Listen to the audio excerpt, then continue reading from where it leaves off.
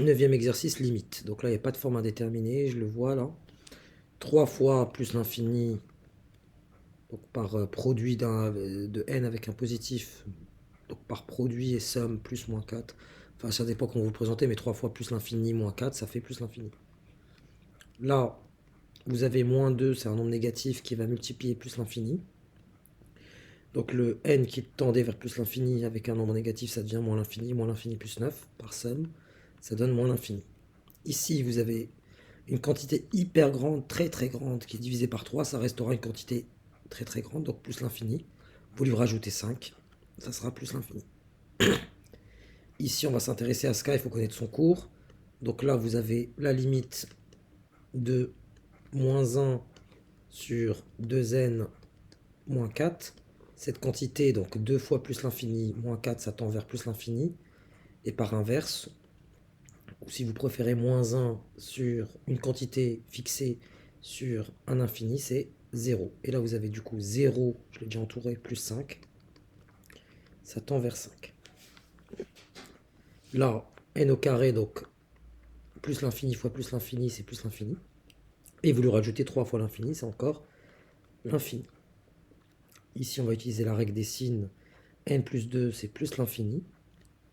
Là, vous avez moins n puissance 3, donc comme si vous aviez moins n fois moins n. Ici, le n tend vers plus l'infini, c'est donc avoir moins l'infini, parce que plus l'infini fois moins, donc moins l'infini fois moins l'infini fois, je l'ai déjà mis celui-là, fois moins l'infini. Ici, ça vous donne, avec des signes, plus l'infini, mais fois moins l'infini, ça vous donne un moins l'infini. Donc là, vous avez plus l'infini fois moins l'infini, règle des signes, moins l'infini. Là, la forme n'est pas... c'est une forme indéterminée. Vous avez 3n sur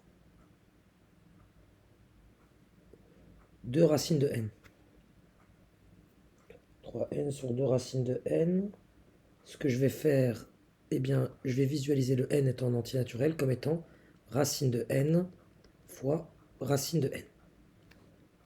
Donc le 3n fois 2 racines de n, il est en fait égal à 3 fois racine de n fois racine de n. Donc je retravaille la représentation du nombre sur 2 racines de n. Facteur commun racine de n, on se fait éliminer. Et du coup, j'ai 3 demi racine de n. Racine de n tend vers plus l'infini, fois une quantité positive. Ça me donne donc plus l'infini. Rédigez-le quand même mieux que ça. Mais une fois que c'est simplifié, je ne vois pas trop. Donc là, vous avez un nombre positif, produit d'un positif avec racine de n qui tend vers plus l'infini, et c'est gagné. Pour la 8, on va utiliser la fonction exponentielle,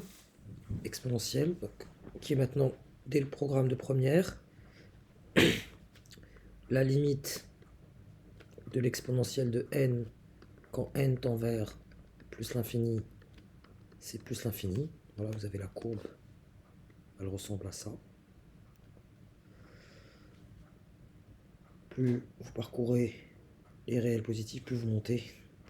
Donc c'est plus l'infini. Donc là, c'est comme si j'avais, entre guillemets, ne faut pas écrire comme ça, hein. Vous avez un nombre divisé donc par donc exponentielle n, on a dit que c'était plus l'infini, vous lui enlevez 12, c'est toujours plus l'infini. Un nombre, peu importe le nombre positif ou négatif, ça donne 0. Ici, pour la dernière, exponentielle de moins n. Pour information, exponentielle de moins n, c'est tout simplement 1 sur exponentielle de n. Et on vient de dire que exponentielle de n tend vers plus l'infini. Donc cette quantité, quand n tend vers plus l'infini, c'est comme si vous aviez, entre guillemets, 1 sur plus l'infini. On vient de dire un nombre sur l'infini, c'est 0.